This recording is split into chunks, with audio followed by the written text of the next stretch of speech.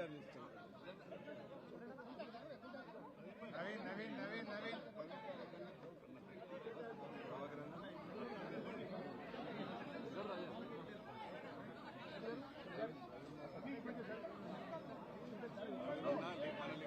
Right can I start? Yes sir. Start చేయొచ్చా? కొద్దిగా silence Babu please. Media మిత్రులందరికీ నమస్కారం. ఈరోజు కాళేశ్వరం కమిషన్ లో భాగంగా ఈరోజు మమ్మల్ని పిలవడం జరిగింది. కమిషన్ అడిగిన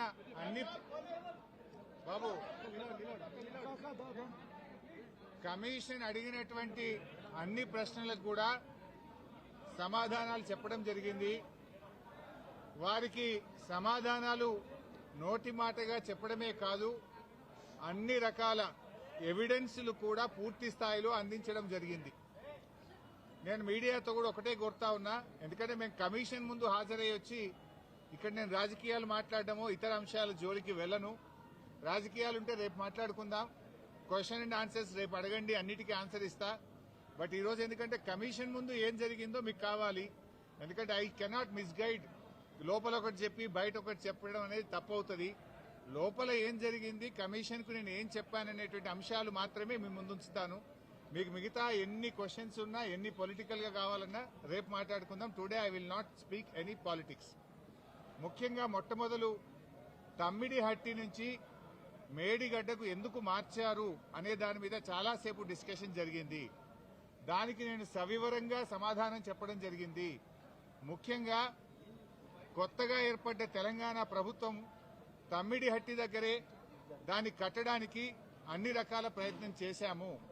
నేను ఇరిగేషన్ మంత్రి అయినప్పుడు రివ్యూ చేసుకుంటే ప్రాణహిత చేవెళ్ల ప్రాజెక్టును 7 భాగాలు 28 ప్యాకేజీలుగా నిర్ణయించి టెండర్లు పిలిచి పనులు ప్రారంభించారు.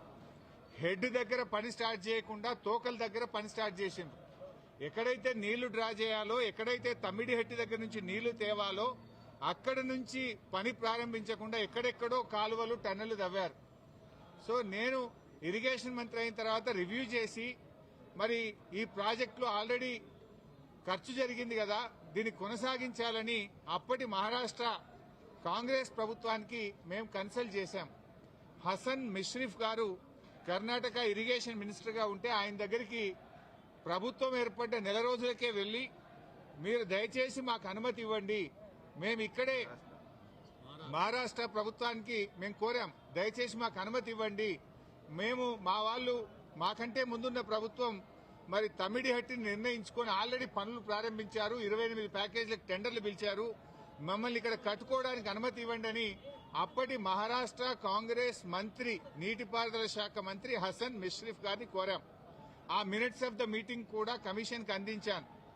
ఆనాడు ఇరిగేషన్ మంత్రిగా ఉన్నటువంటి మిష్రిఫ్ గారు చాలా స్పష్టంగా ఏం చెప్పిందంటే, మేము 7 ఏళ్లుగా ఇక్కడ కట్టడానికి ఒప్పుకోలేదు, మా రాష్ట్రంలో ధర్నాలు ఉద్యమాలు జరుగుతా ఉన్నాయి, మేము 152 మీటర్ల దగ్గర ఒప్పుకోలేము, ఈ విషయం మీద మా ముఖ్యమంత్రి పృథ్వీరాజ్ చౌహాన్ గారు మీ ముఖ్యమంత్రి కిరణ్ కుమార్ రెడ్డికి ఇప్పటికే లేఖ రాశారు అని ఆ లేఖ నాకు అందించారు. ఆ లేఖని ఇప్పుడు కమిషన్ దృష్టికి తీసుకుపోయాను నేను.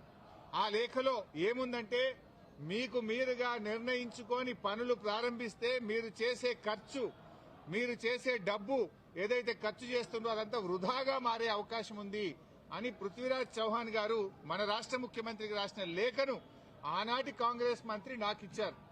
అంటే మీరు ఇట్లా పోతున్నారు, తప్పు అనే విషయం, ఆ విషయం కూడా కమిషన్ దృష్టికి తీసుకుపోయాం. ఎట్ ద సేమ్ టైం ఒక 5-6 మీటింగ్లు జరిగినాయి మహారాష్ట్ర తెలంగాణ మధ్య. 5-6 మీటింగ్లు మినిస్టర్ లెవెల్లో, ఇంజనీర్ల లెవెల్లో, ఫైనల్ గా ముఖ్యమంత్రి కేసీఆర్ గారు స్వయంగా మహారాష్ట్రకు వచ్చి మహారాష్ట్ర ముఖ్యమంత్రి ఫడ్నవీస్ గారితో జరిగిన చర్చల మొత్తం సారాంశాన్ని వారికి చెప్పే ప్రయత్నం చేశాం. ఎందుకంటే అనేక ప్రయత్నాలు చేశాం. మహారాష్ట్రలో కాంగ్రెస్ ప్రభుత్వంపై బీజేపీ ప్రభుత్వం వచ్చింది. అప్పుడు గిరీష్ మహాజన్ గారు నీటిపారుదల శాఖ మంత్రిగా ఉంటే 2015 జనవరిలో నేను వెళ్లి గిరీష్ మహాజన్ గారిని కూడా మీరు ఎంత నష్టపరిహారం అడిగినా ఇస్తాము, దయచేసి మాకు ఉద్యమాల్లో నుంచి వచ్చిన ప్రభుత్వం, నీళ్ల కోసమే తెలంగాణ ఉద్యమం జరిగింది, నీళ్లే మాకు జీవాధారం, మాకు తమ్మిడిహట్టి దగ్గర అనుమతించండి అని గిరీష్ మహాజన్ గారిని కూడా కోరాం. ఆయన కూడా ససేమిరా అన్నారు. అప్పుడు మన రాష్ట్ర ముఖ్యమంత్రి కేసీఆర్ గారు స్వయంగా మహారాష్ట్రకు వచ్చి అక్కడ మహారాష్ట్ర రాజ్భవన్ లో విద్యాసాగర్ రావు గారి గవర్నర్ గారి సమక్షంలో మహారాష్ట్ర ముఖ్యమంత్రి ఫడ్నవీస్ గారిని 17 ఫిబ్రవరి 2015 రోజు తమ్మిడిహట్టి దగ్గర బ్యారేజ్ కట్టడానికి అనుమతి ఇవ్వండి అని అనేక రకాలుగా కేసీఆర్ గారు మహారాష్ట్ర ప్రభుత్వాన్ని, మహారాష్ట్ర ముఖ్యమంత్రి గారికి విజ్ఞప్తులు చేశారు. అయినా వారు ససేమిరా అన్నారు. ఫడ్నవీస్ గారు మాట్లాడుతూ, మాకంటే ముందు 7 ఏళ్లు కాంగ్రెస్ ప్రభుత్వం ఉండే, 7 ఏళ్లు కాంగ్రెస్ ప్రభుత్వం తమ్మిడిహట్టి దగ్గర ఒప్పుకోనప్పుడు ఇవాళ నేను బీజేపీ గవర్నమెంట్, ఆ రోజు తమ్మిడిహట్టి దగ్గర కట్టొద్దని నేనే ధర్నాలు చేసినా, పోరాటాలు చేసినా, ఇవాళ నేనెట్లా ఒప్పుకుంటా, రాజకీయంగా అది ఎట్లా సాధ్యమైతుంది, ఒప్పుకునే ప్రశ్నే లేదని ఆ రోజు ఖరాఖండిగా మహారాష్ట్ర ముఖ్యమంత్రి గారు కేసీఆర్ గారికి చెప్పారు. అంటే 7 ఏళ్లు మహారాష్ట్రలో కాంగ్రెస్, ఢిల్లీలో కాంగ్రెస్, మన దగ్గర కాంగ్రెస్, 3 చోట్ల కాంగ్రెస్ ప్రభుత్వం ఉన్నా తమ్మిడిహట్టి దగ్గర బ్యారేజీలకు ఒప్పించడంలో, అగ్రిమెంట్ చేయడంలో, పనులు చేయడంలో ఆనాటి కాంగ్రెస్ ప్రభుత్వం పూర్తిగా ఫెయిల్ అయింది. నాటి కాంగ్రెస్ ప్రభుత్వంలో ఉత్తమ్ కుమార్ రెడ్డి, కోమటిరెడ్డి వెంకటరెడ్డి, శ్రీధర్ బాబు వీళ్లే తెలంగాణ ప్రాంతం నుంచి మంత్రులుగా ఉన్నారు. మీరు పట్టించుకోలే, 7 ఏళ్లు మీరు చేయలే. బట్ అయినా మేము అన్ని రకాలుగా ప్రయత్నం చేశాం.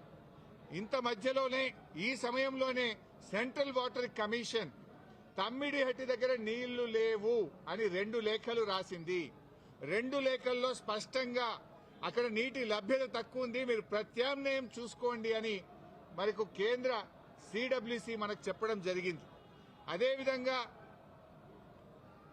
అదే సిడబ్ల్యూసి మీరు కట్టిన రిజర్వాయర్లు తక్కువ ఉన్నాయి, రిజర్వాయర్ల సంఖ్య పెంచుకోండి అని కూడా చెప్పింది. ఇవన్నీ లెటర్లు కూడా ఈరోజు కమిషన్కి ఇచ్చాం. సిడబ్ల్యూసి నుంచి వచ్చిన 3 లేఖలు ఈరోజు కమిషన్కి ఇచ్చాం. అప్పుడు కూడా కేసీఆర్ గారు ఒకవైపు మహారాష్ట్ర ఒప్పుకోవడం లేదు, రెండవ వైపు నీళ్లే లేవు. ఈ పరిస్థితుల్లో ఏం చేయాలని కేంద్ర ప్రభుత్వ సంస్థ వ్యాప్కోస్ కు కేసీఆర్ గారు మరి ఏం చేయాలో ప్రత్యామ్నాయం సూచించండి అని వ్యాప్కోస్ కు మేము ఇవ్వడం జరిగింది. వ్యాప్కోస్ ఎవరో అల్లాటప్ప సంస్థ కాదు, అది సిడబ్ల్యూసీలో అంతర్భాగము, కేంద్ర జలవనరుల శాఖలో అంతర్భాగము. ఆ వ్యాప్కోస్ కి ఇస్తే వ్యాప్కోస్ లైడార్ సర్వే చేసి డీటెయిల్డ్ గా ఎగ్జామిన్ చేసి మాకు మేడిగడ్డ దగ్గర నీటి లభ్యత ఉంటది, అక్కడ ప్రాజెక్టు కట్టుకోండి అని వ్యాప్కోస్ అనే సంస్థ చెప్పింది. ఆ వివరాలు కూడా కమిషన్ కి అందించాం. సో వ్యాప్కోస్ నివేదిక మేరకు, సెంట్రల్ వాటర్ కమిషన్ సూచనల మేరకు మహారాష్ట్ర ఒప్పుకోకపోవడం వల్ల మన ఇంజనీర్ల రికమెండేషన్ మేరకు ఆనాడు రాష్ట్ర ప్రభుత్వం నీళ్లు లేని చోట నుంచి నీళ్లున్న చోటకు మేడిగడ్డ ప్రాజెక్టుకు రూపకల్పన చేశాం. మీరు ఆనాడు నీళ్లు లేని చోట ప్రాజెక్టు ఇరికిచ్చే ప్రయత్నం చేసినారు. 7 ఏళ్లలో మహారాష్ట్రాన్ని ఒప్పించలేకపోయారు. అక్కడ వైల్డ్ లైఫ్ ప్రాజెక్టు కూడా ఉంది, చాప్రాల్ అనే వైల్డ్ లైఫ్ ప్రాజెక్టు కూడా తమ్మిడిహట్టి దగ్గర ఉంది. వైల్డ్ లైఫ్ ప్రాజెక్టుకి అనుమతి రావాలంటే 10 ఏళ్లు అవుతుంది. మరి పోరాటాల నుంచి నీళ్ల కోసం ఉద్యమించిన తెలంగాణ ప్రభుత్వం నీళ్ల కోసం మేము వ్యాప్కోస్ యొక్క ఆలోచన మేరకు, సూచనల మేరకు నీళ్లు లేని చోట మీరు ప్రాజెక్టు ప్రతిపాదిస్తే నీళ్లు ఉన్న చోటికి మార్చడం జరిగింది. ఎందుకు మార్చామనేది documents, evidences, meeting minutes, central water commission లెటర్లు, మహారాష్ట్ర ముఖ్యమంత్రి రాసిన లెటరు అన్నింటినీ కూడా కమిషన్ కు పూర్తి ఆధారాలతో సహా సమర్పించడం జరిగింది. ఎందుకు మార్చవలసి వచ్చిందో సవివరంగా చెప్పేటువంటి ప్రయత్నం మేము చేయడం జరిగింది. కాళేశ్వరం కార్పొరేషన్ కు కేబినెట్ అనుమతి ఉందా అని అడిగారు. కేబినెట్ అనుమతి ఉంది అని స్పష్టంగా వివరాలన్నీ కూడా అందించడం జరిగింది.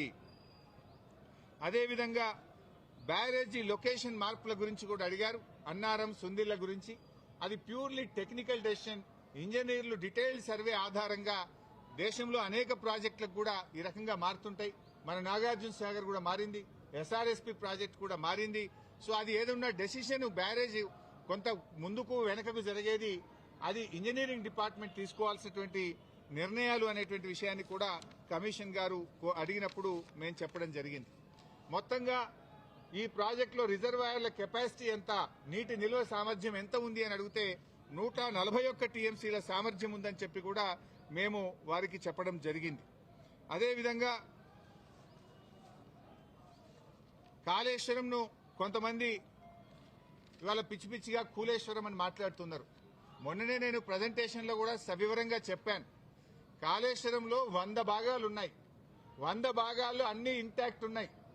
లైక్ ఇప్పుడు మనం మొన్న అనుకున్నట్టుగా 3 బ్యారేజీల్లో, అదేవిధంగా కాళేశ్వరంలో 16 రిజర్వాయర్లు, 19 సబ్స్టేషన్లు, 21 పంప్ హౌస్లు, 203 కిలోమీటర్ల గ్రావిటీ టనెళ్లు, 98 కిలోమీటర్ల ప్రెషర్ మెయిన్స్, 1531 కిలోమీటర్ల గ్రావిటీ కెనాల్స్, ఇవన్నీ కూడా ఇంటాక్ట్ ఉన్నాయి.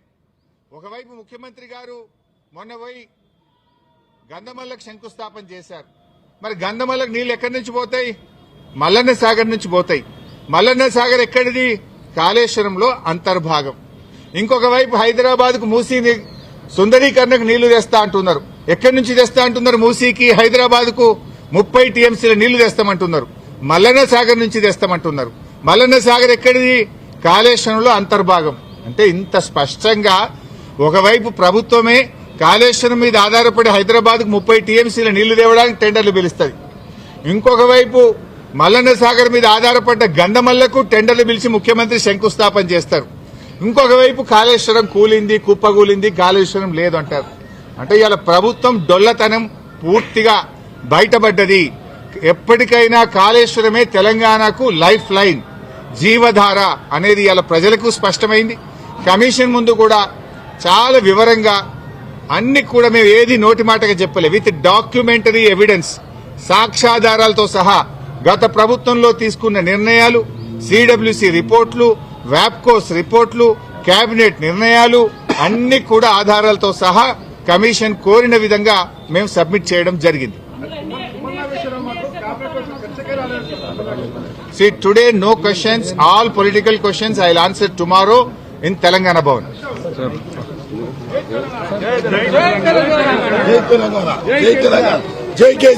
మీడియా మిత్రులందరికీ నమస్కారం. ఈరోజు కాళేశ్వరం కమిషన్ లో భాగంగా